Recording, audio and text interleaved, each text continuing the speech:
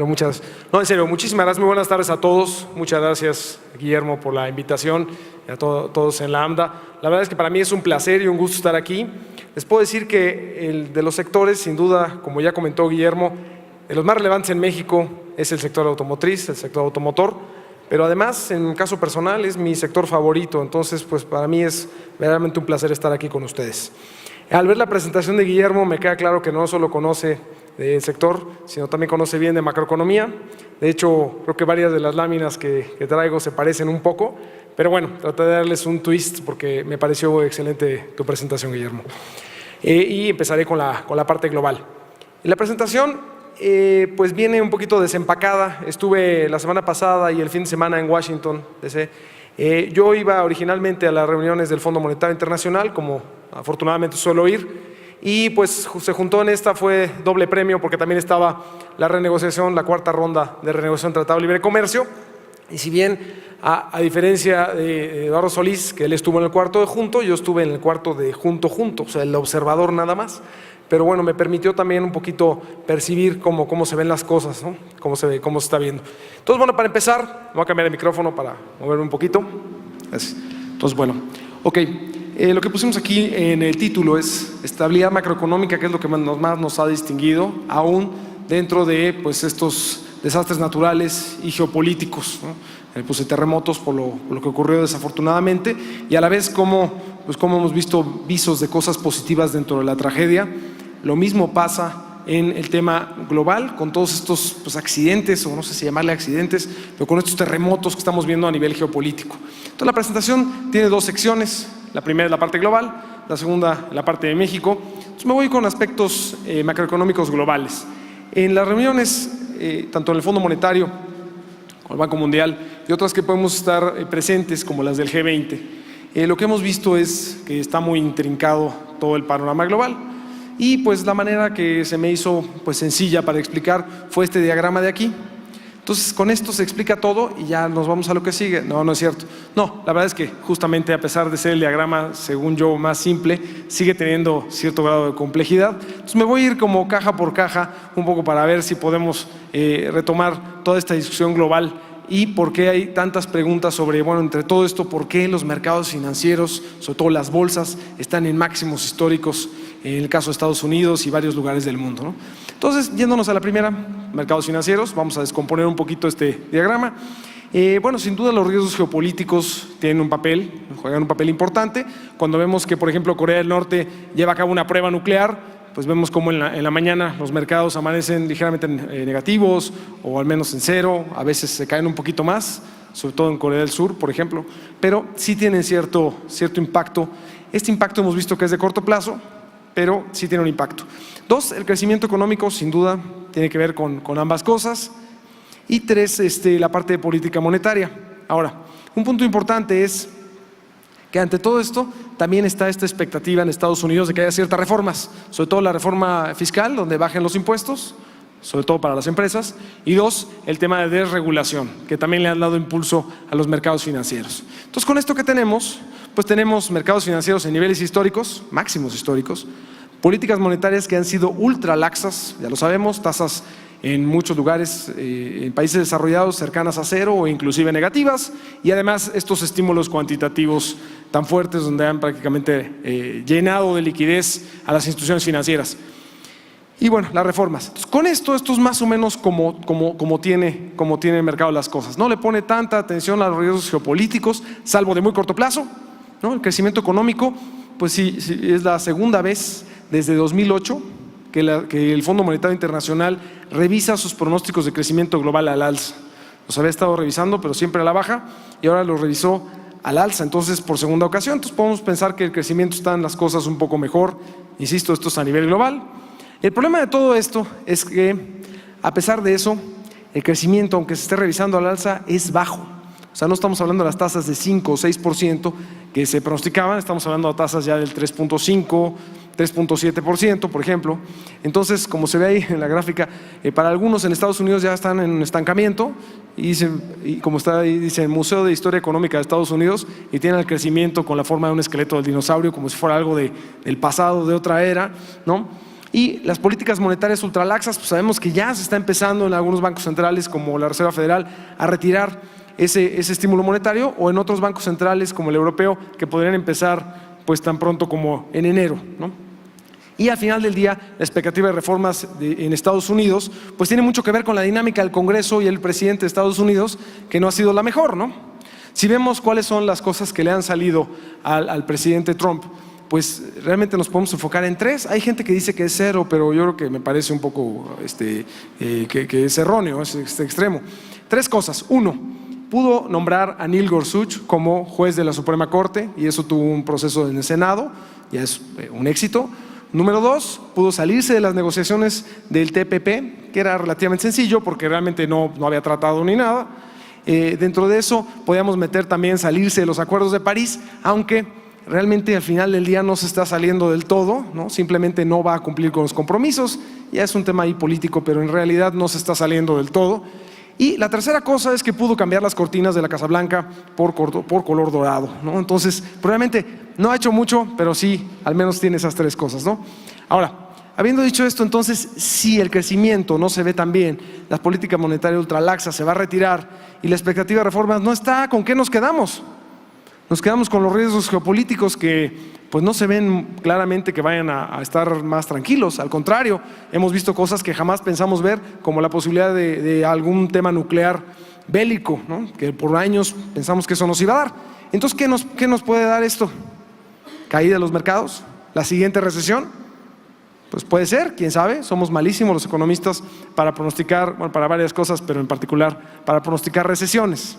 Para otras cosas no somos tan malos. Pero bueno, el tema aquí es, quiero a partir de aquí desmenuzar cada punto y ver si realmente vamos para allá o no. Entonces, en este sentido, me regreso al cuadrito donde estábamos y quiero hablar un poquito de los riesgos geopolíticos. Aquí, riesgos geopolíticos, pues yo creo que los que nos quedan en el año realmente son las elecciones en Italia, que no sabemos, todavía no hay fecha especial, si va a ser finales de este año o principios del año que entra. Recuerden que Matteo Renzi a finales del año pasado perdió, ¿no?, este referéndum, y él mismo dijo que si perdía renunciaba. Y el problema de las elecciones de Italia es que hay muchos partidos anti-euro, entonces sí pueden poner cierto ahí presión al mercado. Con los analistas políticos que he podido platicar, tanto europeos como Estados Unidos, no lo ven como un riesgo tan grande, pero nada más para poner el foco que ahí hay un riesgo tanto para los mercados como para la economía global. Ahora, lo bueno es que como que todas las cosas malas políticas pasaban el año pasado, ¿no? Y no nada más políticas. El año pasado dijimos, no va a haber Brexit, y hubo Brexit. No va a ganar Trump, ganó Trump. Va a ganar el acuerdo de paz en Colombia, no ganó. No va a ganar el Oscar Leonardo DiCaprio, sí lo ganó. Los Cachorros de Chicago no van a ganar la Serie Mundial, sí la ganaron, y después de más de 100 años. Entonces, el año pasado como que todo pasó al revés. Este año, dentro de lo que cabe, las cosas no van tan mal en ese sentido geopolítico, pero bueno, tenemos al tema de Corea del Norte, que sin duda es un tema que ahorita platico, y todo el tema de Estados Unidos con estas reformas que les había dicho, y claramente lo del Tratado de Libre Comercio. Ahora, el tema de Corea de manera muy rápida. Nosotros siempre, o al menos un servidor y con mucha gente que hablaba, veían el tema nuclear como algo totalmente binario.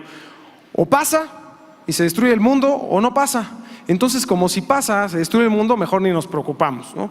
Y la verdad es que desafortunadamente, hablando con gente especialista en temas bélicos, tanto geopolíticos o gente que hace cabildeo en Washington para empresas armamentistas o de armas, lo que te dicen es que sí hay posibilidad de tener una explosión nuclear en todo este tema. Y se basan en 2 fundamentos. Dicen, bueno, uno, el tema es que los misiles que tiene Corea del Norte no son intercontinentales. No, lo hemos visto que pasan lo más lejos que han ido, pasan la isla de Hokkaido en Japón y caen en el mar, pero no llegan más allá. Y por otro lado, el otro tema es qué tipo de tecnología nuclear tienen en bombas, ¿no? No soy ingeniero ni especialista en eso, pero sabemos que hay 2 tipos, ¿no? En general, las bombas de fisión y las bombas de fusión. Las de fisión son donde parten el átomo y son parecidas a las de Hiroshima y Nagasaki, que digo con toda la tristeza y todo lo que implica, pero no destruyen más que una ciudad de 100,000 habitantes. Soy espantoso, pero manteniéndonos un poco frío.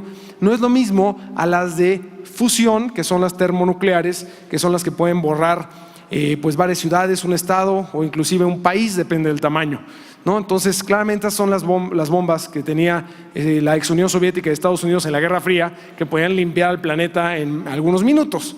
Entonces Corea no tiene eso, tiene una bomba mucho más pequeña que de todas maneras nos pone a temblar, pero el problema es que entonces sí podía utilizarlo, sí podía llegar a utilizarla en un punto desesperado. Y el tema es que está China ahí, entonces no se puede, vamos con esta relación, entonces es muy difícil poder tomar una decisión al respecto, ¿no? Si llegara a lanzar una bomba Corea del Norte, ¿no?, destruyendo por ejemplo la base que tienen en Guam, etcétera, pues simplemente lo que lograría es que tuviera un ataque no nuclear de parte de Estados Unidos y probablemente algunos aliados, en donde China no podría ponerse a favor de Corea, tendría que ser neutral o aliarse en contra de Corea del Norte y tener ya una intervención no militar. Entonces todavía hay muchas cosas que pueden pasar aquí, varias pruebas desafortunadamente, tanto de misiles como de pruebas a profundidad de nucleares, y esto pues sí, desafortunadamente sí puede tener un tema pues que se puede poner un poco más complicado. Fuera de eso es un poco lo que hemos podido escuchar y analizar al respecto. Ahora, los escenarios donde hay una explosión tienen probabilidad baja. El escenario más importante es que, a pesar de que los canales diplomáticos se ve que se estén agotando, pues parece ser que van a seguir siendo los canales que se van a seguir utilizando. Aquí, bueno, una tabla que seguro no alcanzan a ver, porque yo tampoco, ¿no? Vienen una serie de eventos, lo bueno es que ustedes tendrán acceso a la presentación después, pero vienen varios eventos geopolíticos importantes, incluyendo la guerra del Golfo, etcétera, en donde se ve cómo reaccionaron los mercados financieros en un tiempo después, un mes después, 3 meses, 6 meses, un año, y la verdad es que la mayoría tienen, la verdad es que no tienen un impacto muy importante. Tiene impacto 2, 3 días y se acabó, en algunos casos un mes. Entonces realmente lo que les quiero decir aquí es que al menos por la parte geopolítica los mercados no parecen estar demasiado preocupados, a menos que veamos un cambio muy importante. Aquí me voy al bajo crecimiento. Aquí bien importante, el Fondo Monetario, decía yo, que revisa sus pronósticos, la gráfica de la izquierda. ¿Eso qué quiere decir? Cada línea es el pronóstico que saca el Fondo Monetario Internacional para la economía global, lo saca en algún momento. Por ejemplo, la línea verde clarito es el pronóstico que hizo para el 2013 y desde el 2008 lo viene pronosticando. Entonces viene cómo va evolucionando ese pronóstico y se ve que siempre a partir de la crisis económico-financiera global, todos a la baja, ¿no? Entonces revisión a la baja. Por eso lo importante de que llevan 2 veces por primera vez desde 2008-2009 que lo revisan al alza. Me van a decir, oye, hay unas revisiones al alza por ahí antes. Sí, pero ya no son pronósticos. Por ejemplo, la verde clarito que les decía, vean, están revisando el pronóstico de 2013 a mediados de 2014. Eso ya no es un pronóstico, es nada más poner la información que les faltó de países que tardan mucho en publicar su PIB y ya. Pero el tema es que ya por fin, al menos con niveles más bajos, pero ya ha parado esas revisiones a la baja.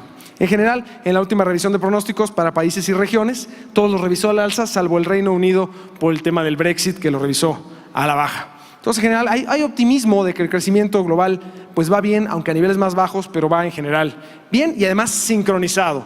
Salvo algunas excepciones como Brasil, que vivió su peor recesión en la historia, ¿no?, y que apenas está empezando a salir, o Venezuela, que ya es un tema ya humanitario, la verdad es que la mayor parte de los países del mundo está creciendo en general bien. Si nos vamos a las diferentes regiones y países más importantes, en Estados Unidos, extrema izquierda, y vemos cómo el empleo pues cada vez está mejor, la tasa de desempleo en 4.2%, eso ya es pleno empleo. La gente que realmente no tiene empleo es porque se salió de su trabajo, ¿no?, renunció o fue despedido y puede entrar a trabajar en 2 semanas, ¿no? De hecho, el dato que me gusta más es el ángulo inferior izquierdo, que es el número de días que le toman las empresas en Estados Unidos en promedio llenar una vacante. Esta ya está en 31 días prácticamente, máximo histórico. En la crisis, como ven ahí, estaba en 15 días, en algunos sectores llegó a estar en 5 días. Prácticamente se les iba a alguien, abrían la puerta y había una fila de personas queriendo trabajar, a lo mejor, tal vez hasta mejor, y pagándoles menos, y ahora ya no es la situación, ya les está empezando a costar trabajo, atraer talento a las empresas, y esto te debe de poner un poco de presión en los salarios y eventualmente en la inflación. Digo te debe de porque no la hemos visto todavía, ¿no? Ese es uno de los grandes temas. En la parte de eurozona, datos duros, así como datos de confianza, las cosas van mucho mejor. Sin duda todavía en España tienen no nada más el tema de Cataluña, sino todavía tienen una tasa de desempleo alta. En Grecia no han podido solucionar la crisis, ¿no?, de deuda que tienen. Hay muchos temas pendientes, pero en general los datos duros y los datos de confianza están en su mejor momento en los últimos 4 o 5 años. Y en la parte de China, aunque decíamos, bueno, ¿qué tiene de bueno que se siga desacelerando? Pues al menos ya paró esa desaceleración y parece ser que alrededor de 6% puede ser una buena tasa de crecimiento para una economía que está dando este paso de la muerte, de ser un país exportador de manufacturas a un país de consumo interno. Eso no ha sido fácil para ningún país llevar a cabo ese paso, y China lo está llevando de manera gradual. Y como vemos en la gráfica de abajo, la desaceleración tan fuerte en la manufactura, ¿no?, y en las exportaciones no era compensada por el incremento en el consumo, y ahora ya lo está empezando a hacer. Ya al menos se empiezan a compensar y ya está siendo un país de consumo. Claramente mucho ha sido impulsado por el crédito, y ahí está el tema, ¿no?, que sabemos que cuando el consumo está impulsado en mucho por el crédito, pues no necesariamente es sostenible, y ahí es un poco las dudas y por qué China nos pone a temblar a veces con algunas noticias. Digo, los datos que salieron en general, y ahorita que empezó el Congreso, donde van a planear sus próximos 5 años, las cosas se ven bien, se ve que van a estar muy orientados a la parte de reformas y eso, pues, y a la parte de abrirse, y además tienen un tema muy importante, que ellos quieren ser el país número 1, el país hegemónico del mundo. Y pues en Estados Unidos están haciendo todo lo posible por autodestruirse, aunque no creo que lo vaya a lograr el señor presidente actual, pero de todas maneras pues tienen una oportunidad bien importante China de ponerse las pilas y tener mucha más pues presencia global, al menos en todo este sentido. Con todo esto, bueno, otra de las dudas es por qué, si el ciclo económico normalmente en promedio dura 5 años, las fases de expansión, ahora llevamos 8 años. Entonces, claro, cuando algo normalmente dura 5 años y ahora duró 8, dicen, oye, pues yo creo que la fase de expansión ya se tiene que acabar, estamos cerquitita de la siguiente recesión.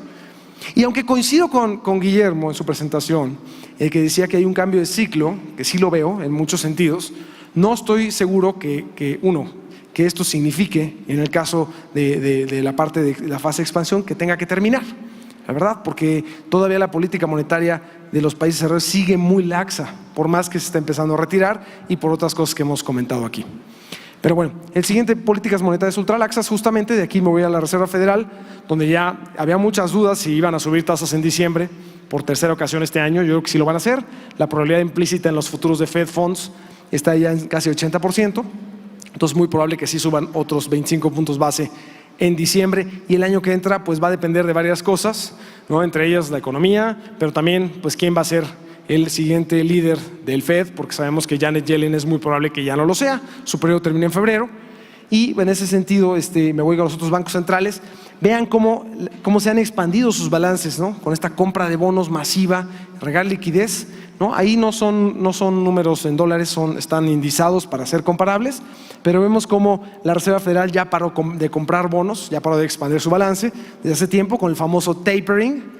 El Banco de Inglaterra también, las dos rojas, y los que han seguido son el Banco de Japón y el Banco Central Europeo. Pero el Banco Central Europeo es muy probable que que la junta de este mes, en unos días más, anuncien que en enero empiezan a dejar de comprar. Entonces todavía ni siquiera venden, ¿no?, sino están dejando de comprar, y a lo mejor nunca venden. Lo que va a pasar es que los bonos empiecen a vencer y los dejen que se venzan y no los renueven, ¿no?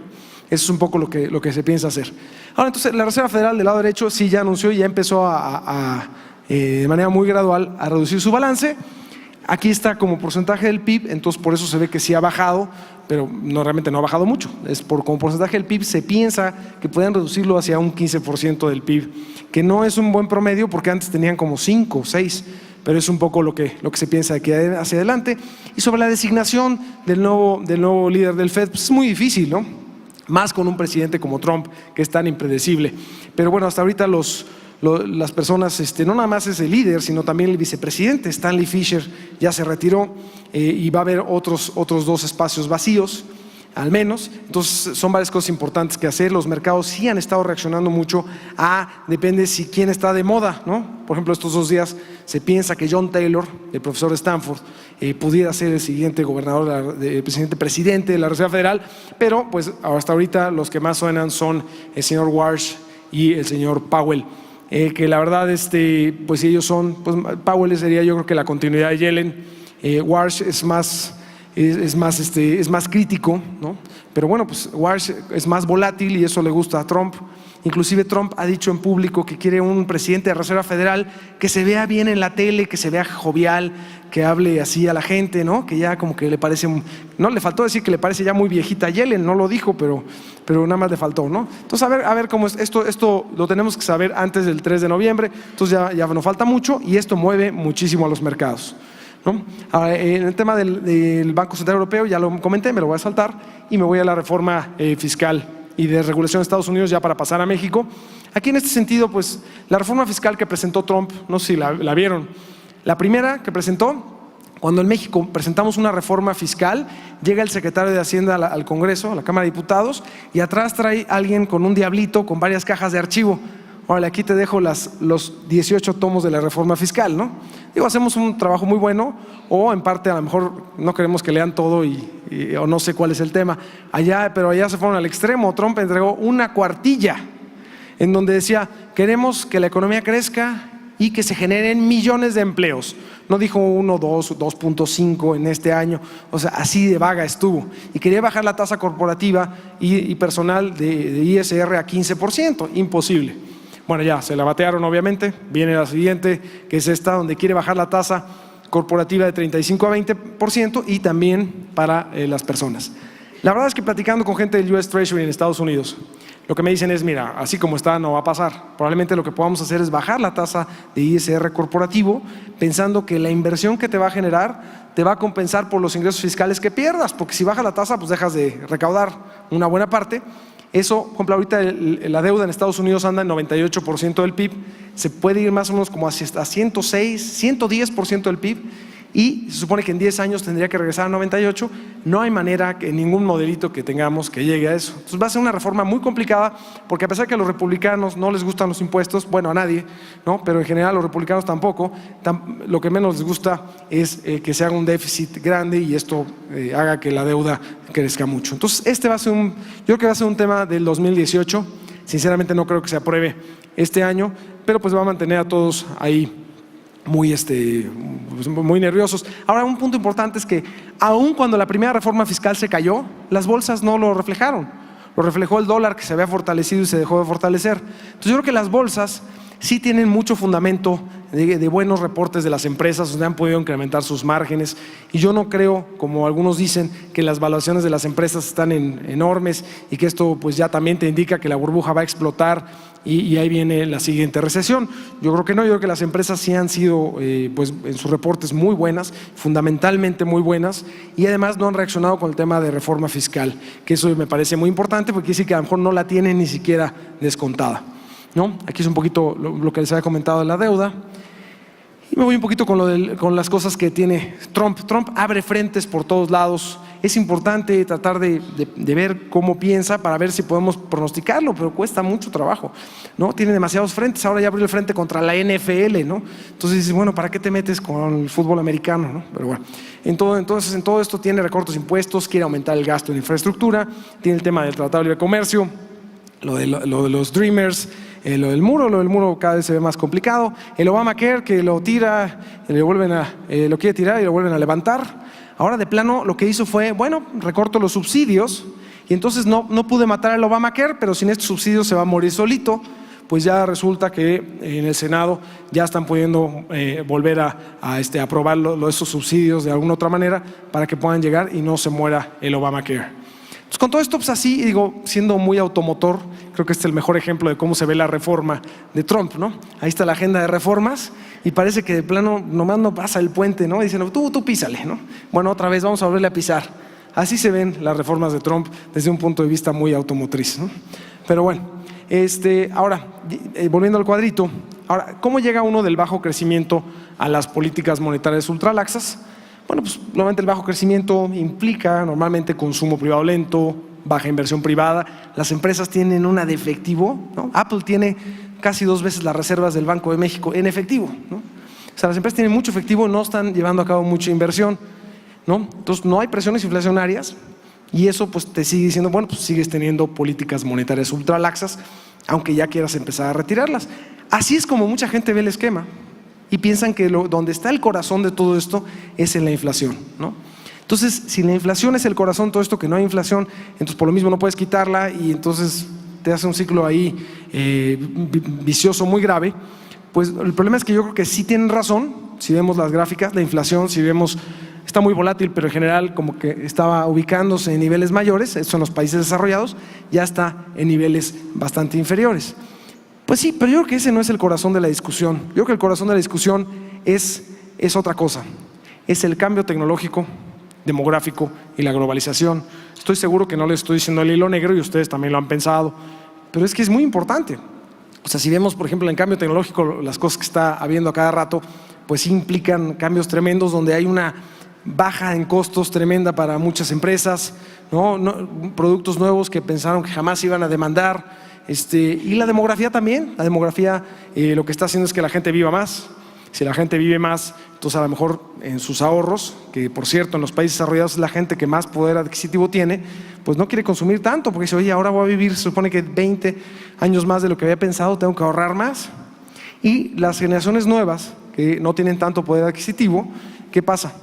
Pues también ha cambiado un poco su forma de ver las cosas en tema del consumo, toda la parte de internet, el consumo, comprar todo por Amazon, ¿no? Y cada vez más jóvenes compran ropa por internet, ¿no? Y no les importa probarse. Cuando he hecho alguna encuesta chiquita con algunos jóvenes, no nada más en Estados Unidos, sino en México, con algunos alumnos, me dicen, no, yo compro ya por internet. Le digo, ¿y si no te queda? No, hombre, pido 3, 4 tallas y la que me quede y lo demás lo regreso. Y si no me gusta, también lo regreso. Entonces sí hay un tema muy importante, un cambio muy, muy fuerte desde el punto de vista tecnológico, demográfico y claramente globalizado, que aunque ahorita haya tendencias antiglobalizadoras, pues no creo que se caiga, porque el esfuerzo es muy grande, es muy amplio y la tecnología lo está permitiendo.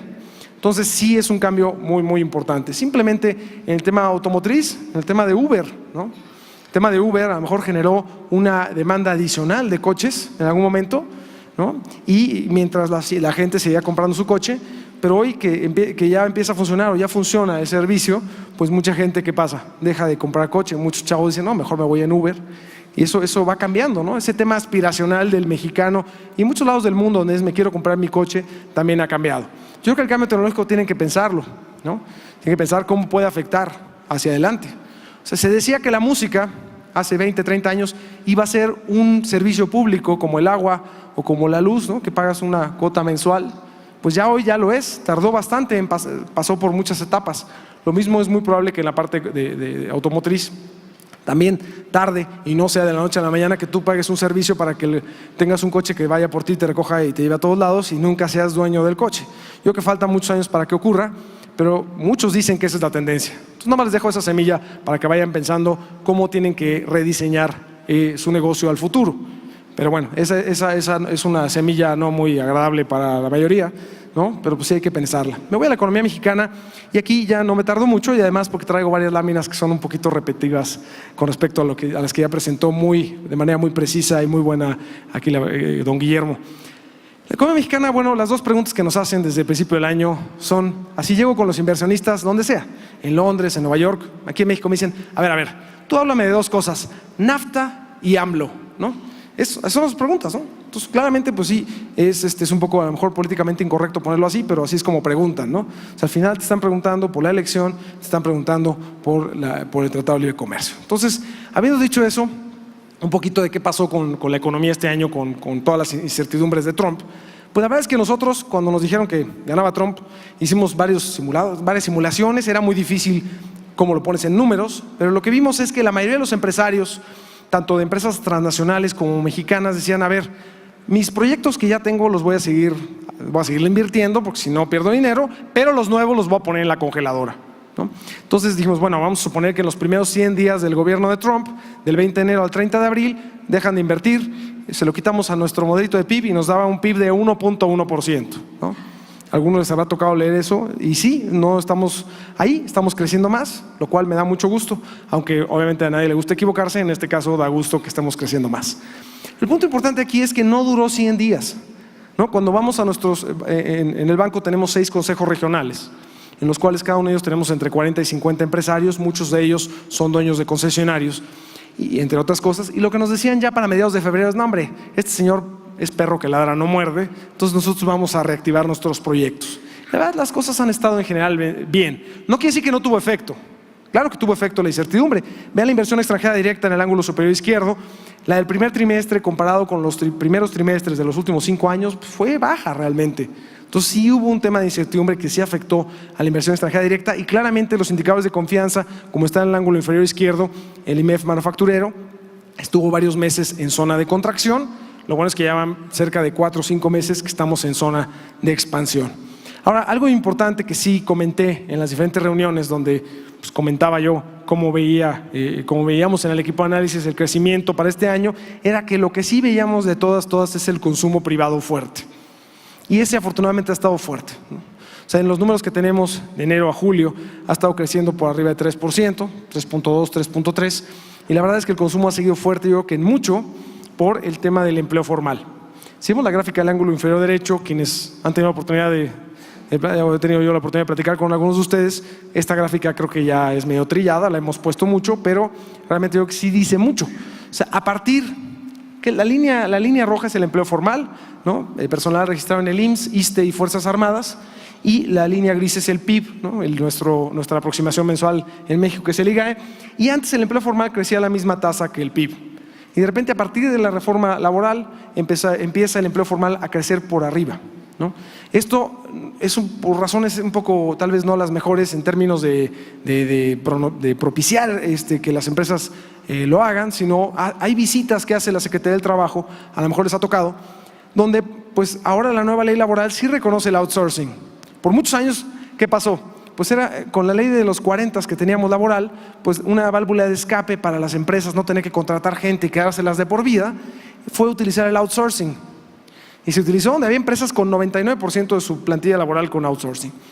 El tema es que la nueva ley sí la reconoce, siempre y cuando sean parte, el outsourcing no sea parte de tu negocio principal. Entonces llegan, revisan tu plantilla, te dicen estos están bien, estos no. Ah, caray, estas personas son parte de tu negocio principal, tienes que absorberlas en tu fuerza laboral, ¿no? Regreso en 3 meses, si no las tienes así, te multo.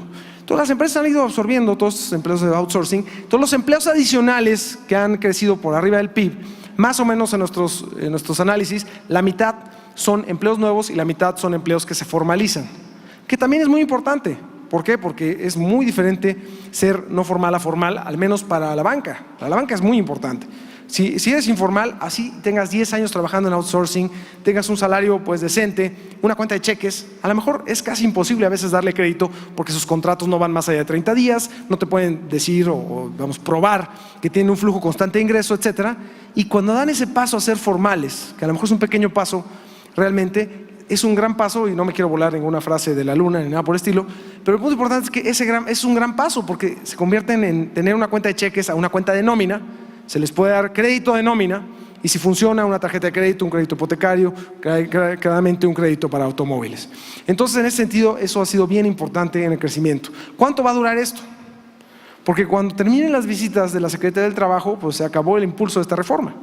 Si ustedes le preguntan a la Secretaría del Trabajo, te dicen que ya llevan como un 85% de las empresas visitadas y probablemente terminen para fin de sexenio.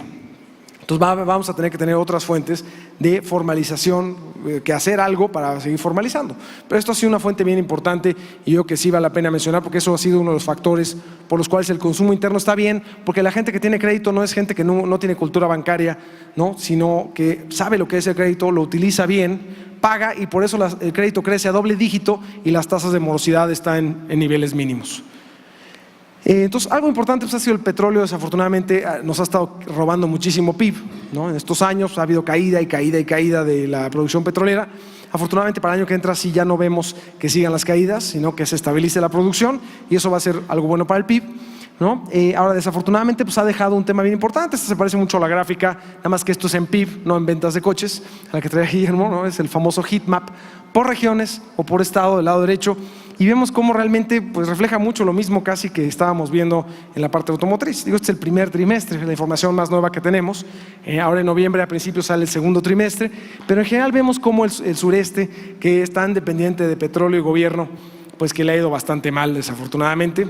Como el Bajío pues, es el motor del país, literal. La zona norte va más o menos, noreste también.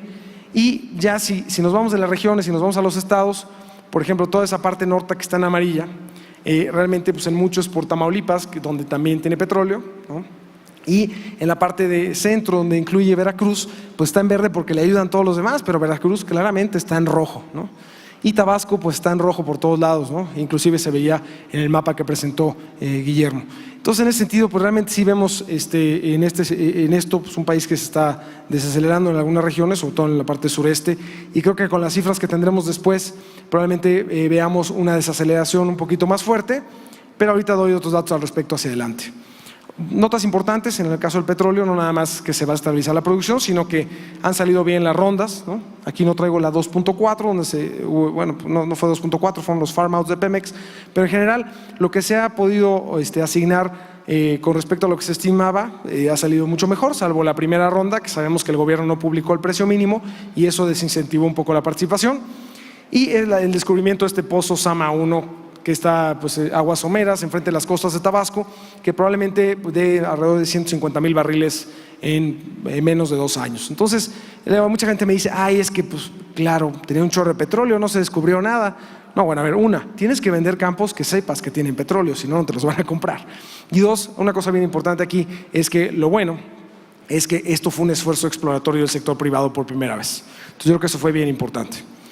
Otro tema importante fue que esto lo van a tener ustedes, pero ha estado mejor la recaudación y por fin este año se va a cumplir con reducir el cociente de deuda como porcentaje del PIB y eso pues nos liberó de que nos hicieron un downgrade tanto Fitch como Standard & Poor's, ¿no? Al habernos cambiado la perspectiva de negativa a neutral. Entonces, y el año que entra es muy probable que también se cumpla, entonces en ese sentido se ven bien las cosas. Ahora, en el sector automotriz, pues aquí tienen las gráficas que ustedes conocen mejor que yo. La venta, pero la producción pues más o menos en general va bien, la exportación ha volado este año. El tema ha sido las ventas que sí ya están en terreno negativo desafortunadamente, ¿no? Digo, a tasa anual también un poco. Pero bueno, lo importante aquí quiero decir es, bueno, ¿qué lo explica? Creo que la explicación que comentó Guillermo fue muy buena, yo la tengo un poquito distinta, pero tratando de ver de manera muy sencilla, sin hacer regresiones muy complejas, simplemente scatterplots. Bueno, ¿qué pasa? A ver, ¿qué ha pasado con el empleo formal? Hay una pendiente positiva. Digo, quien sepa mucho de econometría me dirá, eso no dice mucho, pero en general, pues sí ayuda al empleo formal. Ahora, esta formalización adicional, pues tiene pocos años, ¿no? Tiene 2012 para acá, faltan más observaciones para decir que eso realmente está impactando más. El crédito, bueno, el crédito todavía es más, pareciera ser que tiene un ligero impacto positivo, yo creo que tiene un gran impacto, pero en la medida en que el crédito automotriz ahora sí ha explotado, ahora sí ha crecido de veras, pues también tenemos pocas observaciones para que esta revisión esté bien. Ahora, el empleo formal va bien, el crédito automotriz va bien, entonces, ¿qué está pasando? Entonces, yo creo que la explicación que dio Guillermo de los salarios reales tiene muchísima razón. Yo no puse el salario real aquí, pero puse la inflación y ahí sí tenemos una clara tendencia negativa, ¿no? Cuando sube la inflación realmente se cae mucho las ventas, o se desaceleran o se caen las ventas de autos y eso tiene muchísimo que ver. Entonces, pues claramente se ha comido el salario real de los trabajadores en este año y eso es un desincentivo bastante grande. Y otro bien importante es también la importación de vehículos usados, que también se dio, donde también se ve una tendencia negativa pues bastante fuerte, que aunque ya es mucho menor la importación ilegal, como ya se dijo, pues aún así sigue siendo algo que sí tiene un impacto negativo. Entonces, bueno, sin decir mucho, y lo que quise poner aquí es un cronograma, ¿cuándo te impacta y cuál es el que más impacta? Porque ver esas líneas con puntitos a veces no te dice mucho. Entonces puse ahí un cronograma que es las ventas de coches en México, tanto hechos en México como importados, ¿qué correlación tienen con el empleo formal, con el crédito automotriz, con la inflación y la importación de coches usados en T-2, es decir, 12 meses antes, 9 meses antes, 6 meses antes, así un mes antes, en tiempo real, se cae la inflación en ese momento y hacia adelante hasta 12 meses. Eso te ayuda un poquito a ver si la correlación qué tan grande es y con cuánto rezago te pega, ¿no? Entonces, en este caso, por ejemplo, el empleo formal tiene una correlación alta, 0.64, es una correlación bien alta y además contemporánea. O sea, sí tiene mucho que ver el empleo formal, lo cual esto es positivo. Crédito automotriz, pues tiene un impacto más o menos como 3 meses después, es decir, cuando se empieza a dar el crédito, como que hasta 3 meses después se empieza a generar un cierto momentum en la venta de coches, lo cual hace sentido porque es algo más nuevo, ¿no? Que no es algo que sea histórico en México, que el crédito automotriz sea tan importante. Lo decía Guillermo, antes era 40% de las unidades hace algunos años y ahora ya está por arriba del 60%. La inflación sin duda tiene una correlación una correlación alta, 51%, bastante alta la correlación, entonces sí tiene un impacto, y la importación de autos usados también, ¿no? 0.47. Entonces, nada más como manera un poquito más analítica, insisto, esto no es un trabajo econométrico serio, es simplemente algo muy básico para darnos una idea de que lo explica. Entonces, si yo me empujaran a tenerles que decir qué pasa, pues yo creo que son 3 factores. Uno es el tema de inflación, que claro que afecta, más que las tasas de interés, porque la verdad la correlación de las tasas de interés y la venta de autos es 0. ¿no? O sea, no hemos visto, a lo mejor en el futuro, conforme el crédito vaya siendo una herramienta más importante y el crédito automotriz también se mueva en conjunto con las tasas del Banco Central, pues eso puede ser un tema, pero hoy por hoy no es así, ¿no? Entonces no hay. Entonces, uno, insisto, es el tema de inflación. Dos, yo creo que bien importante la incertidumbre. Al final, la incertidumbre que causa Trump, aunque en México no lo hemos visto tanto, hemos visto proyectos reiniciándose, etcétera, de todas maneras mucha gente sí prefiere esperarse un poco a ver qué pasa, ¿no? Entonces yo creo que ese es un tema importante. Y terceras, pero la inflación sin duda como lo pongo como número uno. Y un tercer punto es el choque tecnológico. Sí creo que efectivamente a lo mejor fueron 2 años de 18, 19%, que fue una muy buena combinación de crecimiento, de formalización del empleo y todo, pero también de un choque donde se generaron en el margen pues ciertas unidades, a lo mejor eso no explica ni el 1%, pero sí es importante la tendencia, el choque tecnológico que se haya generado, ventas de auto para Uber, para este tipo de plataformas, ¿no? Donde todavía la gente no los utilizaba y que ahora los estén utilizando y a lo mejor la demanda por estos coches ya no sea tan grande, pues tampoco ayuda, ¿no? Por eso lo pongo en tercer lugar. No es el más importante, pero sí creo que estos 3 factores te dan para eso. Mi pronóstico de venta de coches para este año era como 1.650.000 más o menos, y pues probablemente, como comentaste, no se va a cumplir, todavía quedan meses, ¿no? Y los meses de noviembre y diciembre son buenos, ¿no? Entonces vamos a ver, pero bueno, sí parece ser que no se va a cumplir el pronóstico. Ahora, me voy rápido al TLC y con esto prácticamente acabo. Es TLC y ligeramente elecciones, porque ya dijo Guillermo que quien les diga algo de las elecciones probablemente tenga una bola de cristal y yo no la tengo. Entonces, aquí nada más rápido, es la amenaza que queda de Trump de haber hablado de las remesas y del muro, realmente solamente queda el Tratado de Comercio, pero pues es la más importante. Entonces aquí, de manera muy rápida, ¿cómo ha sido la línea de tiempo? Pues van las 4 rondas, la ronda que sigue será a mediados de noviembre aquí en la Ciudad de México y de ahí nos vamos hasta el 2018. Temas importantes, pues tenemos claramente las elecciones en México, ¿no? Que es un tema, y aquí me voy muy rápido. En las primeras 3 rondas fue muy fácil, llegar a acuerdos, porque se usaron lo que nuestros vecinos del norte llaman low hanging fruits, ¿no? Las low hanging fruits, la fruta que es fácil agarrar, donde hay acuerdos. De los 28 capítulos que probablemente tenga el nuevo TLC, ¿no?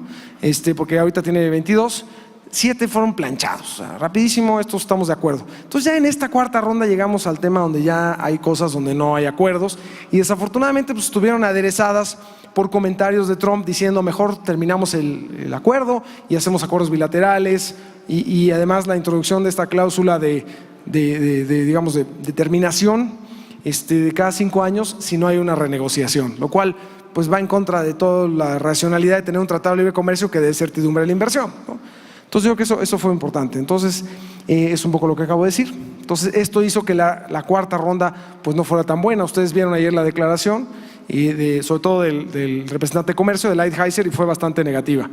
Ahora la 5ª ronda pues será aquí en México, no sé qué tan buena vaya a ser.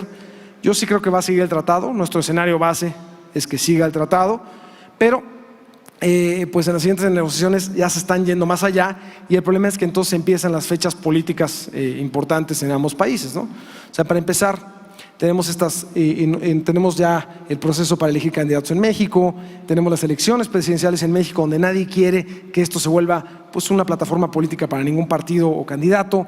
Y recordemos que el 30 de abril del año que entra se cierra la sesión ordinaria del Senado. El Senado en México es quien firma el tratado. Entonces pues, las negociaciones tendrían que acabarse para finales de enero. ¿Por qué? Porque a partir de ahí se detona un periodo de 3 meses en el que el Congreso en Estados Unidos revisa que las negociaciones estuvieron de acuerdo a lo que se dijo que se iba a hacer y ya se firma. Entonces apenas tendría tiempo para que el Senado en México lo pueda firmar, porque en vísperas de elecciones llamar a un periodo extraordinario va a ser muy, muy complicado. Prácticamente se irían hasta la segunda mitad del año que entra, ¿no?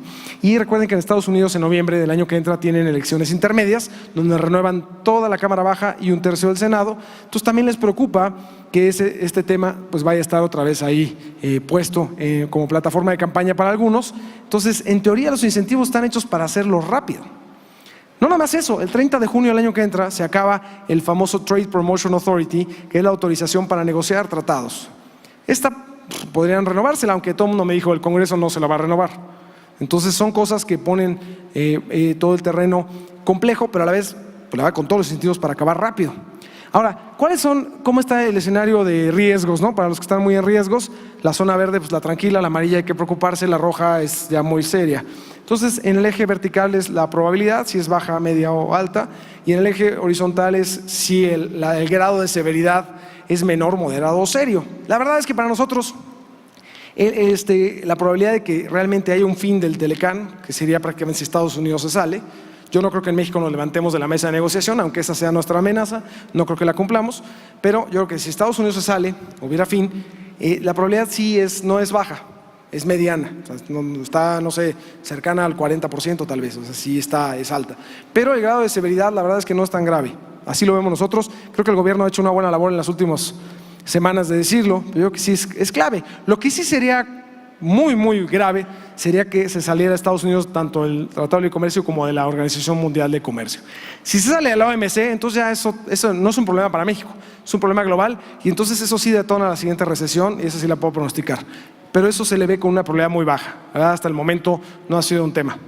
Ahora, el problema, como ustedes saben, y aquí puse una marca de coches, porque sé que se hace en México la Q5, ¿no? Pero bueno, obviamente todas las marcas me gustan los coches. Pero entonces, por ejemplo, Audi, para poner un ejemplo en la cabeza muy concreto, ustedes saben que puede exportar sus autos a Estados Unidos o Canadá por la puerta de Tratado de Libre Comercio o por la puerta de la OMC. Si va por la del Tratado de Libre Comercio, no paga arancel.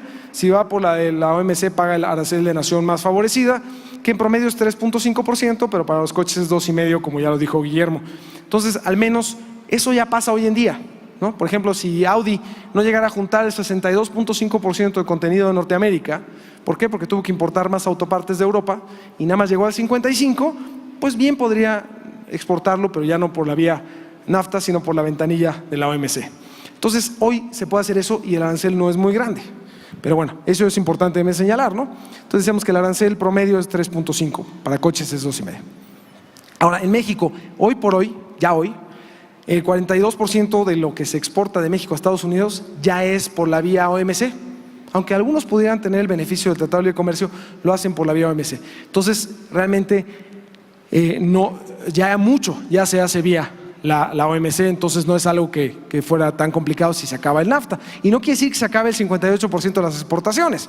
Vean esta, o sea, realmente, por ejemplo, lo que vemos hoy es, a América del Norte exportamos el 70% de nuestras exportaciones, ¿no? El resto del mundo 30%, y de ese 70%, ahí lo importante es que el 80% no paga arancel. ¿Por qué? Porque el arancel, ya sea por vía Tratado de Libre Comercio o porque se exporta vía la OMC, que donde se paga también en muchos bienes y servicios arancel cero, eso es el 80%, o sea, realmente es 20% los que pagan arancel de todo este 70%. De aquí, todavía, de los que pagan arancel, para ser más específicos, el 80% paga un arancel promedio de 3,5%, más o menos se va como hasta 9%, y 20% sí tiene picos arancelarios, en donde el único vehículo que realmente es de preocupar a lo mejor es las pick-ups, porque ese arancel no sé por qué, pero quedó en 25%, ¿no? Entonces, ese sería de los productos, por ejemplo, que sí estarían en la industria automotriz dentro de los picos arancelarios. Ahora, si ustedes hacen sus multiplicaciones, ¿no? 70 por 20 por 20, pues les da, digo, aquí lo que pasa es que no usé todos los decimales, usé aproximaciones en la gráfica, pero les da cerca del 4%. Si lo hacen real les va a dar 2.8, ya conozco a las personas que están con su calculadora, pero utilizando las cifras como Dios manda, les da 4% más o menos de los bienes que realmente sufrirían picos arancelarios. Entonces, pues realmente el Tratado de Comercio no es la panacea, ¿no? Realmente no nos va a afectar tanto, lo que pasa es que no es positivo. Y otro tema es, nos sirve como de certificación, como de branding. Tenemos esta certificación de Tratado de Libre Comercio, eso ayuda a tener certidumbre, más en un país donde tenemos tanto problema para el tema del Estado de Derecho, pues que tengas Estados Unidos y Canadá ahí on board, dices, pues si algo sale mal, también nos defienden allá, ¿no? Y en cambio, si ya no están, pues sí causa incertidumbre a los inversionistas. Es un tema más hacia adelante para atraer inversión y para otras cosas. Por eso, tan importante es que México, si es que Estados Unidos se salga del Tratado de Libre Comercio, se quede al menos dentro del Tratado de Canadá, ¿no? Entonces, al menos decir, oye, el Telecán sigue, Estados Unidos se salió, pero pues, acá nosotros seguimos, ¿no? Esa es la importancia del branding del Tratado de Libre Comercio. Ahora, ya para el tema electoral, me voy muy rápido ya. El tema electoral realmente pues, es la elección más grande de la historia.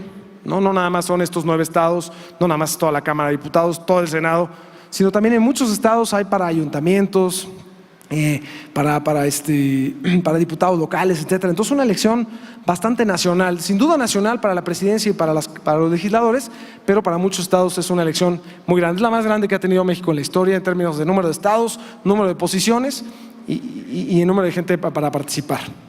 Entonces en ese sentido, bueno, si vemos las diferentes encuestas, ya tenemos una más actualizada de Mitofsky, no la he puesto aquí, pero en general esto es sin careos, sin los principales, digamos, bueno, no los principales, sin el único candidato que conocemos, que es Andrés Manuel López Obrador.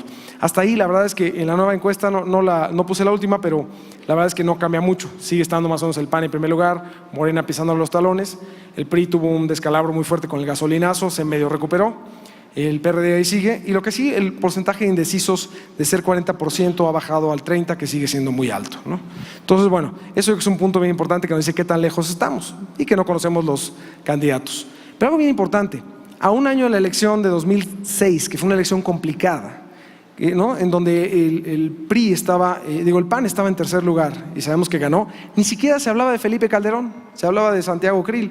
Entonces realmente sí hay muchas cosas que pueden evolucionar en los próximos meses de aquí al 1 de julio del año que entra para las elecciones. O sea, realmente sí hay muchas cosas, entonces coincido en que necesitas una bola de cristal para saber qué va a pasar. Ahora, cuando me dicen, oye, ¿qué tanta oportunidad tiene? Nada más tenemos un candidato, entonces nada más podemos hablar de él, ¿no? Entonces, ¿qué tanta oportunidad tiene Andrés Manuel López Obrador de ganar? Pues claro que tiene oportunidad, ¿no? Ahí está, tiene mucho reconocimiento de nombre, es el candidato del siglo. Si tomamos en cuenta su campaña para la Ciudad de México, lleva todo el siglo haciendo campaña, ¿no? Entonces, en ese sentido, bueno, pues claro que lo conocen, ¿no? Ahora, un punto importante, van 2 elecciones presidenciales que no gana con un partido unificado, el PRD. Ahora está dividido y por más gente que esté yendo del PRD a Morena, está dividido, ese es un asunto que no le va a ayudar. Y segundo tema, también los independientes. Salvo Margarita Zavala, que yo creo que se cuece aparte en este tema, por el tema de lo que captura, la mayoría de los independientes lo que van a querer capturar o que van a capturar es el anti-establishment. Y eso pues es justamente lo que captura a Andrés Manuel López Obrador. Entonces es muy probable que los independientes le roben votos a todos, pero más a Andrés Manuel, salvo Margarita, ¿no? Porque a Margarita la pongo aparte por el Margexit, ¿no? Pues hay Brexit, ¿por qué no hay Margexit, no? Entonces la verdad es que sí se cuece aparte porque se ve como un spin-off del PAN. ¿Y cómo va a capturar el anti-establishment si ella misma estuvo en los Pinos 6 años, ¿no? Entonces no va a capturar no va a capturar para nada el anti-establishment, sino lo que va a hacer es probablemente la gente que pensaba en el anti-establishment va a votar más todavía por Andrés Manuel. Entonces yo creo que es un tema bien importante eso. Entonces, ¿qué sigue? Pues conocer a los otros candidatos. Eso va a ser clave para saber un poco cada vez más cerca qué se puede ver, ¿no? Y con todo esto, pues englobando en mercados financieros, y ya son dos láminas y acabo. Una es el tipo de cambio, ¿no? Bueno, que ya me dijiste todo esto, ¿dónde lo vamos a ver? Pues también necesitamos bola de cristal. Nosotros traemos un tipo de cambio de 18.10 para fin de año, estamos un poquito arriba, y de 18.60 para el año que entra. Ahora, algo bien importante es la gráfica que está del lado izquierdo. Ahí son varias divisas emergentes y se decía que el peso el año pasado era la divisa de cobertura, ¿no? Cualquier cosa que pasaba, el Brexit, que teníamos comercio de 0.5% es nuestro comercio, 0.5% de todo con Reino Unido. O sea, les mandamos unos tequilas, nos mandan unos whiskies y ya. Entonces, bueno, aún así, con el Brexit el peso se movió muchísimo. Con cualquier cosa que pasara, todo el mundo quería vender el peso y aprovecharse de que, ¿qué? 2 características de cobertura. Eje vertical, la tasa de interés muy baja. Entonces, si dices, oye, viene un evento de riesgo, no importa, vende pesos, no importa, pide prestado que está regalado, ¿no? Entonces pido prestado regalado, viene el evento de riesgo, se deprecia y pasando el evento de riesgo los puedo volver a comprar mucho más baratos, pago mi préstamo, la tasa de interés barata y hago dinero. Y el otro tema es que se opere mucho en el eje horizontal, que puedas comprar y vender rápidamente y eso el peso sin duda lo tiene. Entonces, ¿dónde está la mejor cobertura? Pues el que se opera mucho y es barato, y ahí estaba el peso, ahí solito, el diamante gris, en febrero del año pasado. ¿Cómo puedes quitarlo de ser, como dicen en Estados Unidos, el sitting duck, al que todo el mundo le pega, ¿no? Bueno, una de dos, o usa reservas y te mueves en el eje, o control de capitales que está fuera de la ecuación, te mueves en el eje horizontal, o subes tasas y lo mueves en el eje vertical. Y eso pasó, hoy por hoy ya es el punto rojo, en el primer cuadrante ya no es la mejor cobertura. Entonces, si por ejemplo hubiera ganado Le Pen en Francia en las elecciones, pues, el peso no se hubiera movido como se movió en el Brexit. Entonces yo creo que esto es un punto bien importante, que está mucho más apuntalado el peso gracias a las tasas de interés con todo el costo que acarrea. A todo esto, entonces, el tipo de cambio real, estos modelos nos dicen que el tipo de cambio debe estar alrededor de 16.50, 17.20. Yo creo que sí lo vamos a ver. pero como le digo a mis amigos, el tipo de cambio real es como la canción de La Negra, te dicen que sí, pero no te dicen cuándo. Entonces, pues probablemente llegue ahí, pero no sabemos cuándo. Entonces, mientras son peras o manzanas y está toda incertidumbre del Tratado de Libre Comercio y de las elecciones, sin duda no lo vamos a ver, ¿no? Entonces yo creo que es un punto bien importante a destacar. En la inflación, la verdad es que si dije que era uno de los puntos más importantes de por qué ha afectado la venta de coches en particular, la verdad es que la inflación la vemos bastante bien hacia adelante. Pensamos que ya tocó pico en agosto en 6.66, viene a la baja. Nuestro pronóstico es de 6.4 para fin de año y de ahí en enero puede dar el escalón ese enorme que se hizo con el gasolinazo, se va a eliminar de la inflación 12 meses y se va a ir a 5.1 o 4.8, depende. El problema es que de ahí le va a costar un poco de trabajo bajar, y yo creo que va a ser hasta finales del tercero, principios del cuarto trimestre, que llegará por debajo de 4%, y ahí es donde el Banco de México pues, podría, yo creo que bajar tasas, durante la segunda mitad del año, ¿no? Ahora es mucho más factible, porque al principio del año tienes a una Reserva Federal subiendo tasas, tienes el tema del Tratado de Libre Comercio, el tema electoral y la inflación que todavía va a estar en niveles altos. Entonces va a ser complicado que el Banco de México pueda bajar tasas, pero en la segunda mitad del año tal vez sí, ya a lo mejor está atrás las negociaciones, salga bien o mal, para el mercado lo que quiere es que se decida, es quédense o se vayan, pero no estén así, como que ni pichan, ni cachan, ni dejan batear, porque entonces yo pues, no sé ni qué hacer. Entonces, así sea bueno o malo, seguro, cuando finalicen, eso va a ayudar a los mercados, y probablemente para esas fechas ya haya acabado. Entonces, si tienes eso, ya tienes las elecciones, ya pasaron, etcétera, y la inflación ya va a entrar en terreno por abajo del 4%, es muy probable que el Banco de México pueda iniciar un ciclo de baja que no va a ser al 3% donde estaba. Probablemente lo más que puedan bajar sea a unos 200 puntos base a 5%, pero ya es una baja relevante y probablemente no la puedan hacer todo el año que entra, sino sea un proceso de 2 años, ¿no? Bueno, y con todo esto, pues ¿quién va a ser el gobernador de Banjico? Pues también necesitamos la bola de cristal. Hoy por hoy hay 3 candidatos que se mencionan mucho. Está José Antonio Meade, pero pues, se piensa que se va a ir como candidato de presidencia del PRI probablemente. Entonces quedan Alejandro Díaz de León, su gobernador, y el director general de Pemex, que algunos lo conocemos como Pepe Toño, González Anaya, son los que más se mencionan, vamos a ver. Y de ahí, si fuera Alejandro Díaz de León, dejaría un puesto vacío en la subgubernatura, que se piensa que eso puede ser para Miguel Mesmacher, subsecretario de Ingresos, o para el director general de Investigación Económica, para Daniel Chiquear, o para la directora de Sistema de Pagos y Administración, Lorenza Martínez. Más o menos es lo que se maneja. Me gustaría decirles quién va a ser. La verdad es que yo creo que ni siquiera algunos de ellos saben si van a ser o no, pero la verdad es que esto el mercado lo tiene muy tranquilo. Sí les preocuparía un poco que salga Pepe Toño de Pemex porque lo ha manejado pues muy bien, entonces algunos inversionistas están preocupados de que salga él y ya no se siga con lo que se ha hecho, pero fuera de eso la verdad es que el mercado está tranquilo con este tema. Las conclusiones no las voy a decir, prácticamente ya dije todo lo que quería decir y más. Les agradezco mucho, como siempre, toda su atención, la invitación y con esto pues termino. Muchas gracias.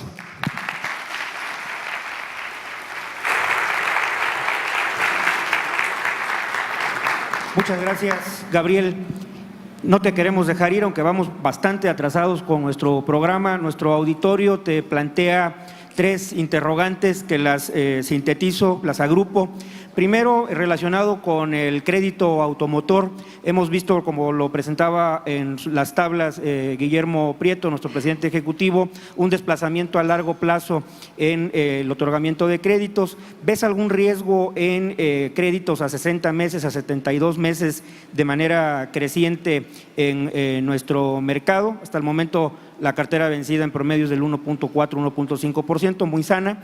El segundo tema, y echando a andar la perspectiva económica, el flujo de ingresos derivados de la reforma energética, ¿en qué momento los estás viendo ya como un estímulo al crecimiento? Y finalmente, ante una hipotética denuncia del Telecán por parte de Estados Unidos, ¿cuáles serían tus perspectivas de una reforma fiscal que no sea recaudatoria, por el contrario, una disminución de impuestos que incentive el mercado interno y la economía? Muchas gracias por las preguntas. Bueno, trato de contestar rápido. En la primera, mejor contesto la última, es más rápido. La última, en tema de si sale Estados Unidos del Telecán, realmente no vemos un impacto muy importante en el corto ni mediano plazo. O sea, el impacto tal vez sea de más largo plazo de atracción de inversión, y ahí dependerá mucho que también hacemos la tarea para poderla atraer. Entonces no creo que eso incentive al gobierno a hacer una reforma fiscal, porque tampoco, por un lado, no va a tener espacio para poder ayudar a la gente, y por otro lado, pues más bien lo que quisiera hacer es mejorar las finanzas públicas y también va a ser pues, complicado. Lo que sí puede detonar una reforma fiscal en México es la reforma fiscal en Estados Unidos. O sea, en Estados Unidos, si bajan la tasa a 20 o a 22%, la tasa de ISR corporativo, eso sí nos quita competitividad en México. Ustedes saben que una subsidiaria en México, una empresa de Estados Unidos que tiene subsidiaria en México, pues en México paga el 30, en Estados Unidos 35, llega y dice yo aquí paga el 30, en Estados Unidos se toma el 30 y nada más paga el adicional. En cambio, si en Estados Unidos es 22 o 20 y en México es 30, va a llegar a decir, oye, yo nada más te voy a contar hasta el 20. Los otros 10, eso ya no te lo voy a contar. Entonces, ese es un tema bien importante. Sí nos quita competitividad en tema fiscal, que si se hace una reforma fiscal en Estados Unidos de este corte. Y eso entonces sí obligaría al gobierno mexicano a hacer una reforma fiscal en donde tenga que bajar el ISR de las empresas. Y no hay manera que lo pueda hacer si no generaliza el IVA, alimentos y medicinas. Entonces, la verdad es que creo que va a ser la única vía que tenga el gobierno mexicano para que sigamos siendo competitivos en el ISR. Y pues yo creo que esto sería una bendición disfrazada, ¿no? Porque, bueno, lo que queremos hacer por un tanto tiempo de bajar el ISR y expandir el IVA y aumentar la base de contribuyentes, pues se va a poder llevar a cabo. Entonces, eso en temas fiscales. En el segundo tema, me voy al primer tema, que es el tema del crédito. La verdad, el crédito automotriz yo lo veo muy bien. Yo veo que sigue creciendo, sin duda, con la formalización. Veo que las tasas, no ha habido un traspaso de la política monetaria de las tasas. Entonces, en ese sentido, la verdad es que yo creo que va a seguir creciendo.